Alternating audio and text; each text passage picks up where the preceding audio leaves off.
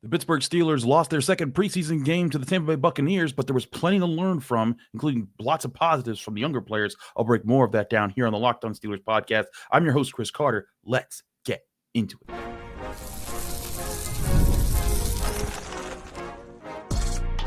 You are Locked On Steelers, your daily Pittsburgh Steelers podcast, part of the Locked On Podcast Network, your team every day.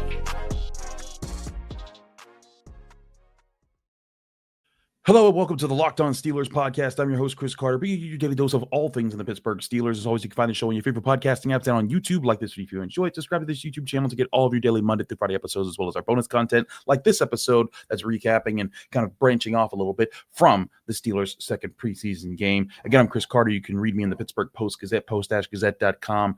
Follow me on all my social medias at Carter Critiques. But I want to dive into this game a little bit more. I gave my minute reaction after the game, but I wanted to talk about the things that we saw, and I'm going to break it down. This is going to be, since this is a bonus episode, we're going to do this in two segments instead of the normal three. We'll save the three for Monday when we're back in full. But I was impressed by a few things, but also the concerns that normally come with a preseason game. Now, of course, losing a preseason game, nobody cares. Just like winning a preseason game last week, nobody cares. But the encouraging things to pull out things are always interesting to look at. How serious are they? What progress did we see? And I did see actual progress from Derrick Harmon. And I thought this was a really good sign from him. One thing, when I went back and I looked at the tape from Derrick Harmon from week one, he didn't get on the stat sheet, but I didn't think he had a terrible game. He just didn't have a good game per se because he didn't get on the stat sheet. There was one pressure that he got that I thought was actually kind of good. It led to an early pass, which ended up being an interception, but that was waved off because Isaiah Loudermilk was called for roughing the passer. That was against the Jaguars. That was really the biggest play that I thought that I saw some positivity out of him in that game. And when Andy Weidel, we asked Andy Weidel, the Steelers, this GM who talked to us Thursday before the joint practice, he kind of noted like, hey, he was getting pressure. We're fine with where he is. We're going to see him grow, and that's going to come with time. And there was a bit of faith there. And I'd say that faith was somewhat rewarded, or at least shown why they have it in this game. Derrick Harmon comes out of this game with his first sack of the preseason. He also had 3 tackles on the night, but I was truly impressed by Derrick Harmon because of how he was able to do some of the things I didn't see him do in the first game, and that was the consistent use of his hands. Derrick Harmon is a big player. He's got long arms. He's got the perfect body. He's very much like Cam Hayward in the respect, and this is why when we talked to him at the Combine, he said he studied Cam Hayward and Chris Jones because they are his body types. But when I looked at him and I said, hey, if this guy can use his hands early and get it and use quick hands to get into the chest, the inside frame of the offensive lineman, he can be a problem. And he was a problem in this game. And yes, even though he was out there with the first team defense and Teddy Bridgewater came in out there and cooked, and we're going to get to the bad part of the defense in a little bit too. But I noticed whenever they tried to run his gap, it was not working. You look at Bucky Irving, though he did catch a really impressive touchdown over Peyton Wilson. We'll talk about that in a bit. Bucky Irving ran 8 times for 12 yards in this game. And again, the Buccaneers, their offensive line, they've got a lot of recent high picks too. Graham Barton, Luke Gadecki, Cody Monk. They had guys out there that were playing. And when I looked at this game, they were. Derrick Harmon was getting the best of them in a lot of situations, and all 3 of those guys did play. But when they tried to run it Derrick Harmon's way, he was holding up the line, or he was getting penetration, and he was keeping open attacking lanes for the linebackers, and he did a pretty good job at that. You look at the tackles, Cole Holcomb, I thought had another good showing, but again, largely because I think Derrick Harmon and Keanu Benton, I want to say also as well, he wasn't alone, both had, I think, pretty good days at the defensive line as far as holding up their spots, making sure that they kept the linebackers clean, but also winning their one-on-ones when they got them. He was a disruptive force. And then the sack that Derrick Harmon got, just a straight bull rush that he bullied his man, pushing him far into the backfield until he got to the quarterback. Again, using those arms, using that leverage that comes naturally with his size, that was a good thing. And when we talked to Derrick Harmon, I asked him about that, and he gave a pretty normal response and a good response. But I think it showed, yeah, he saw that on tape too, and he wanted to improve upon that. Here was Derrick Harmon when we talked to him after the preseason game. Derrick, can you walk us through that sack and that bull rush that you executed there? Really just playing within the defense and try to do my best to help the team out, best of my ability. Derrick, how do you feel like you progressed from the first preseason game to this one? Confidence building, anything changed? Yeah, man. Week 1 was kind of rough for me, but I took a big jump, not a big jump, but I just more trusted my abilities heading in the second game. And still a lot of work to do in the back end, man. Still a lot of work as far as me individually and the team. So, Derrick, it seemed like you got your hands quickly up on your defenders, helped you establish your leverage. Was that part of what you felt was a little bit different this week, or was there some other part of the game you think was just you felt was sharper? Yeah, you hit on those. Just playing with my long arms. I got long arms, so just playing with that consistently and doing the best of my ability at the end of the day. I think the defensive front did better moving the line of scrimmage back than last week. It seemed like, especially in the first half, you guys made a few plays in the backfield. Yeah, like I said, we trying to get better every week, man. Something Cam said, don't make the same mistakes this week, just get better. Make new mistakes and little things like that. So, like Coach T always says, make new mistakes, don't make the same mistakes. So that's what we're going to do. So Derrick Harmon right there learning really quickly. And I think it's a very good sign for where he could be in the future as a Steeler. Now, again, this doesn't mean he's ready to be all pro and he's a superstar right now. But what we look for in these preseason games, more than wins, more than stats, we look for technical improvements, things that they're working on that you can see, hey, this is something that they didn't do one week. This is something that they did the next week. This is something that they weren't doing well in practice, but now they are doing well in practice. They are doing well in a preseason game. And this is a good sign for Derrick Harmon. Now, here's the other thing. It's about stacking consistency, and it's about, like he said, not making the same mistakes. There's times where you've seen players improve in preseasons and training camps, but then regress eventually. And regressions happen to everybody at some point in time, but it's about making sure that you have more days that stack that progress, stack that success. And I think that's where Derrick Harmon is trying to get to right now. I was encouraged by what I saw there, him using his hands, using his strength at the point of attack, and they pretty much controlled the line of scrimmage to limit the run game when he was on the field. A really good sign from him, and a really good sign, I thought, against the run with Cole Holcomb and Peyton Wilson and Keanu Benton out there. All in all, I was impressed by that part. Now, the parts of the defense that I wasn't impressed by, I thought the backup secondary that was primarily out there was getting cooked, especially Brandon Echols. He did have an impressive breakup on a third down, but Brandon Echols got beat. Granted, he got beat. He was in step with Emeka Egbuka, just couldn't get his head around. But it was both touchdowns that the Steelers allowed where basically their guys were right with them. Running with them into the end zone. Brandon Echols on a corner route from Emeka Egbuka, and then I believe it was Bucky Irving with a wheel route going into the end zone. Peyton Wilson running with him. Both of those guys were step with them, but didn't get their head around in time, didn't find the ball, and the ball was put perfectly on the money from Teddy Bridgewater, who I honestly wasn't sure he was going to be too active in this game, but he was running that first team offense and looking pretty good. There was a stat the Buccaneers PR department put out a stat that he had like the fifth highest preseason passer rating on all time for the Tampa Bay Buccaneers with this one. And listen, Teddy Bridgewater, longtime veteran of the NFL, guys knows defenses, guys always been like a decent quarterback. I get that entirely, but I thought for the defense, the biggest thing that I noticed is that there were just certain deficiencies in coverage. But again, they're not having their top cover guys out there. No Jalen Ramsey, no Joey Porter, no Darius Slay, and no Patrick Queen. And of course, the defensive front would be different with Cam Hayward up front and TJ Watt. But the one thing I'll say also that should be a concerning point for the defense here is Nick Herbig left the game with a hamstring injury. That could be a concern if that turns into a long-term issue. And hamstring injuries are weird. Sometimes you could bounce back in the same week. Sometimes it could be like a month before you get yourself right. And if Nick Herbig ends up being out on the longer side of things, now we don't know how serious this is. It's preseason. He didn't even play in the first preseason game. Now he plays in the second preseason game and gets hurt. If he's back soon, it's a non-issue. But if he's out for a long period of time, getting close to week one, and you don't see him back, an Alex Highsmith injury that has still not been resolved and he still hasn't been back from, if that's still going on, the Steelers could be in a tough spot with the outside linebacker position, where as going into camp, it looked like they were pretty strong at that position with the depth that they have, as Jack Sawyer was the fourth option. But if Highsmith and Herbig are down, Sawyer's basically a starter in this defense. And then you got to wonder, how are you going to manage that position moving forward? Because you're going to need backups for those guys as well. I thought Eko Leota has had a great camp. I thought he was a camp darling, and he also had a pretty good showing in this game. I like some of the things that he was able to put together. He had 4 tackles in this game for the Steelers defense. I've liked him. He's number 53 if you don't know who I'm talking about.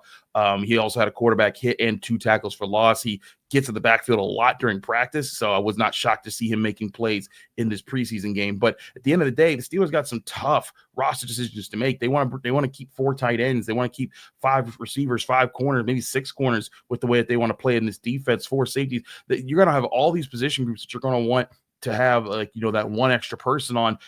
Can this team afford to keep 5 edge rushers? I don't know. And maybe the injuries will force their hand in that situation, but we got to see what happens there. Bottom line, though, I thought the backup secondary could have been better.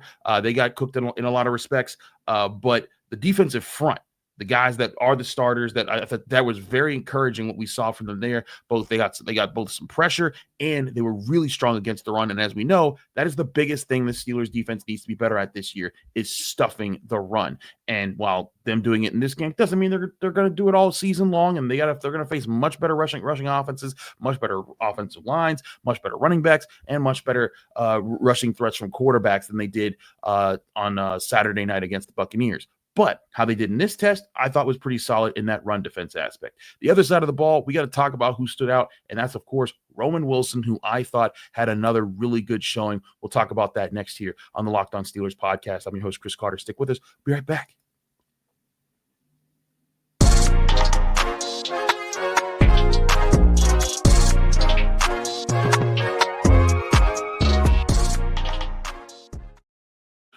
We're back here in the Locked On Steelers podcast. I'm your host, Chris Carter. We continue our episode here, giving my reaction to the Steelers' Week 2 preseason performance against the Buccaneers, where they lost 17-14. But we did see some stepping up of some of the younger players from the Pittsburgh Steelers. Now, for a second preseason game in a row, Roman Wilson caught 2 passes, and a few of them were pretty good. In fact, in this game, he caught 2 passes for 72 yards. One went for 42 yards. One went for 30 yards.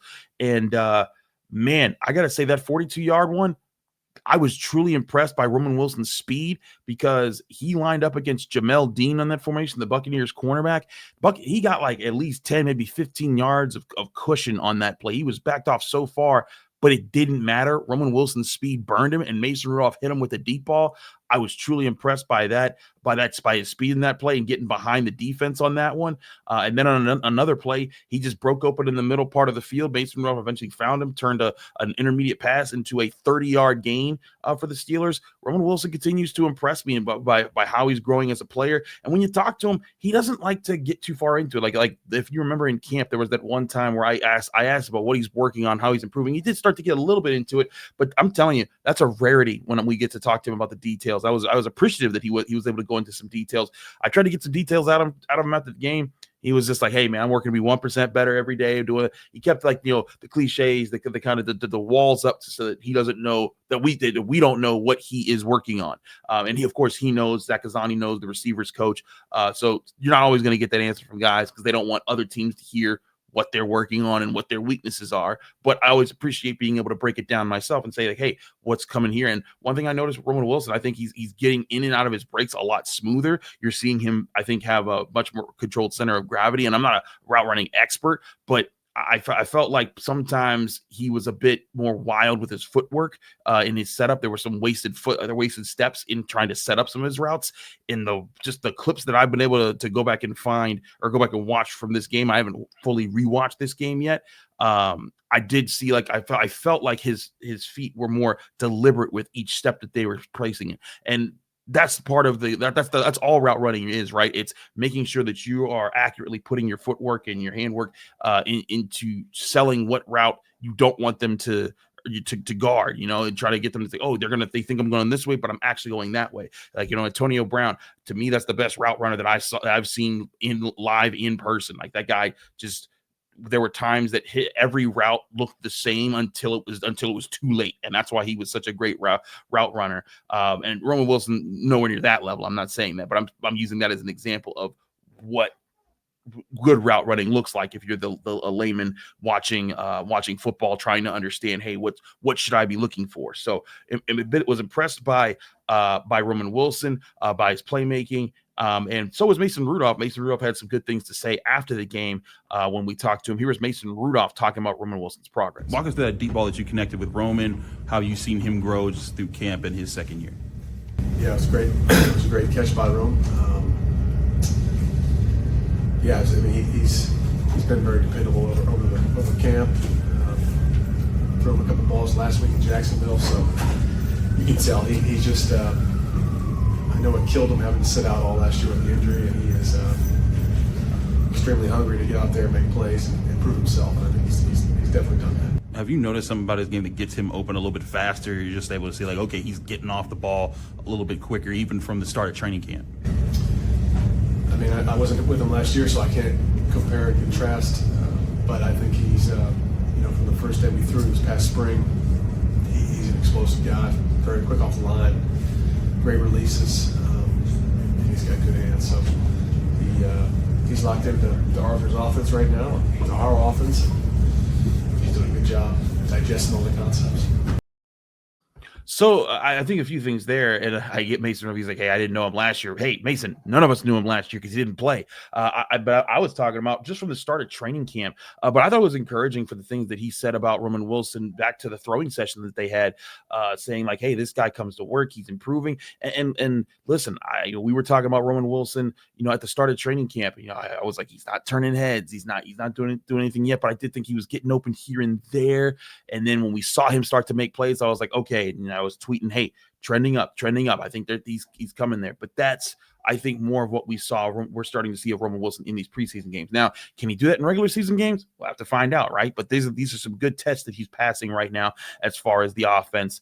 Right now, I think it's a really encouraging signs from him. And, goes back to that question that we had with Jenna Harner for our Thursday episode last week talking about the Steelers need a wide receiver too. I still don't think Roman Wilson's at wide receiver 2 status, but if Calvin Austin comes back healthy and Roman Wilson's, follows through on the progress that I'm seeing him make in these preseason games and in the recent weeks of practice, maybe you don't have a wide receiver 2, but maybe you have some 2 really good wide receiver 3s, and that could be a really interesting tandem with DK Metcalf for this upcoming season. So certainly something to look at there. I want to also talk about other parts of the offense. I thought the offensive line, and we'll break this more down when I have more time to watch. I thought the offensive line did another good job in pass protection, picking up the blitz. The first team seemed to understand where the Buccaneers were coming from, especially on the touch on the big throw that Mason Rudolph had for 42 yards on Roman Wilson.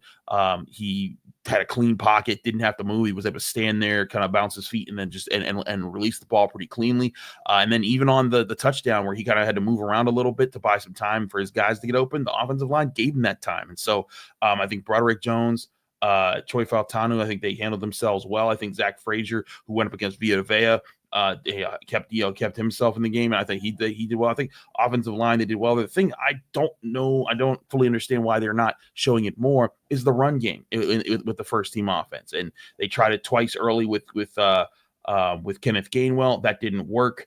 And then they really didn't try to get the run game going again until like the second team offense was out there with Kaleb Johnson. And I thought that was interesting because Kaleb Johnson, I feel like is supposed to be getting more reps with that first team to get them more chances. Now, Mike Tomlin said, hey, he wants him to run less timidly, run more instinctfully.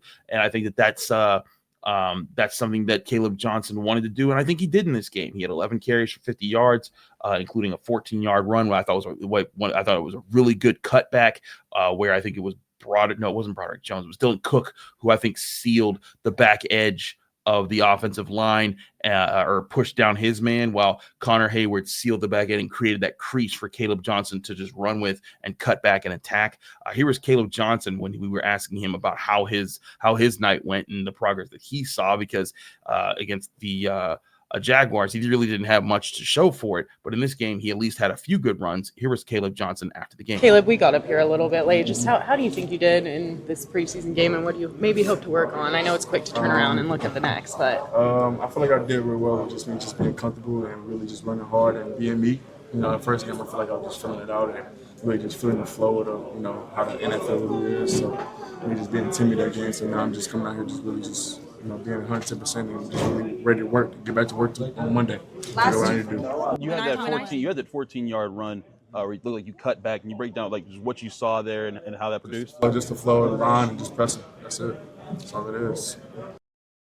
And I think it's interesting for Kaleb Johnson. There was a lot of questions about his vision after one preseason game. And even I said, hey, yeah, he missed some, but that's going to happen. He's got to find his rhythm. And I think for him, he's realized it's not something complex. It's run the line, find your gap, and attack. And that's what he did in this game. I thought that was a good thing, that it was just that simple for him to be able to turn up field, get the yards he needs, run hard. I thought there were a couple times maybe he could have made a guy miss in space. Jacob Parrish was a guy that we, by the way, talked about during the draft process. I like Jacob Parrish. But he made a couple tackles on Kaleb Johnson. One tackle I thought he made in space that Kaleb Johnson should have won on. But then as the game wore on, I think he started to find his ground and started to be more comfortable with getting to the different moves that he puts on to evade tacklers or to run through tackles.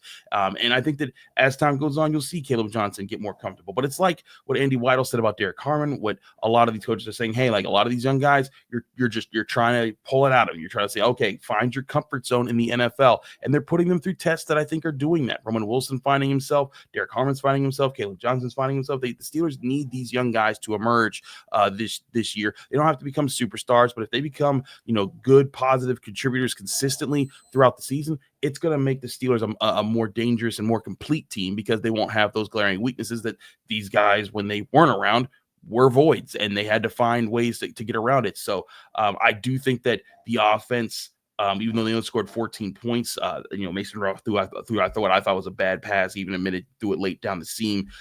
There was a bad pass there. Skylar Thompson threw a pass to Lance McCutcheon, but McCutcheon didn't get any separation, so it kind of bounced off of him and was intercepted. I wasn't too taken aback by the interceptions. I think it just that happens with backup quarterbacks, especially in preseason games. But I did think that the offense showed some progress with the different things they eventually started to do. Lou Nichols had a really good run. The fourth or fifth string running back, 3 carries, 42 yards. A lot of that coming off of a 37-yard run where he made a couple guys miss and looked pretty solid doing so. Other guys that stood out, I thought Rock Taylor, there was one pass I thought he could have laid out a little bit more for, but he caught 3 of 5 targets for 39 yards. Solid showing. He had caught one pop pass that he just bounced off of a defender who tried to tackle him poorly, and he was able to go get a first down. So good on him. Good on him there. But the offense, I think we're seeing there's chemistry in the passing game that can be there. I mean, in this game, we barely saw Darnell Washington. We saw Connor Hayward because he was kind of a lead tight end for a while, but there was no Pat Freiermuth. There was no Calvin Austin because he's been hurt. No DK Metcalf. No Aaron Rodgers. No Jalen Warren. So I think that there's and also no Jonnu Smith, who's also supposed to be a big part of this offense. So I still think we haven't seen the Steelers offense yet. But one thing I am encouraged by seeing is their coordination of the passing attack, and they seem to be committed early right now to try and work some of those things out and see how it looks on paper when they start using it.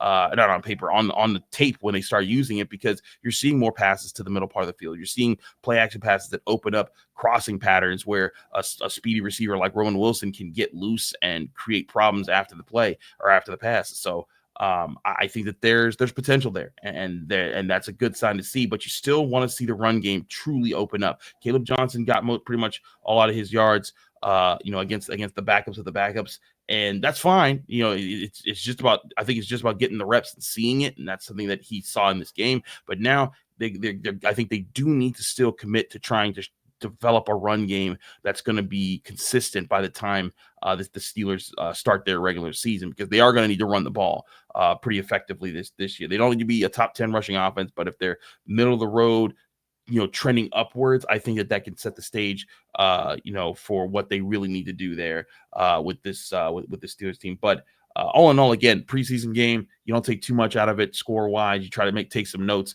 Let me know if there's anyone that you want me to break down. We can talk about that in the comments section. I'm going to take a first, I'm going to go to sleep, and then I'm going to wake up tomorrow, look at some tape, and try to break down some things that I saw there on tape about, the defensive front, what they did well, what the receivers were doing, what the DBs were doing. Break down all of that here on the Locked On Steelers podcast, and then we'll be back Monday with a full episode here to get you more of my insights. We'll see if we can drag another guest onto the show for that episode. But again, thanks for tuning into the Locked On Steelers podcast. I'm your host, Chris Carter. Follow me on Twitter, Instagram, TikTok, Blue Sky, all my social media handles, same thing everywhere. It's at Carter Critiques. You can read my work in the Pittsburgh Post-Gazette by going to post-gazette.com. You can find me here on the Locked On Steelers podcast every day, Monday through Friday, including our bonus content on weekends like this episode where we break things down even further. Again, I'm Chris Carter. Thanks for tuning in. We'll see you Monday for our next full episode of the Locked On Steelers podcast.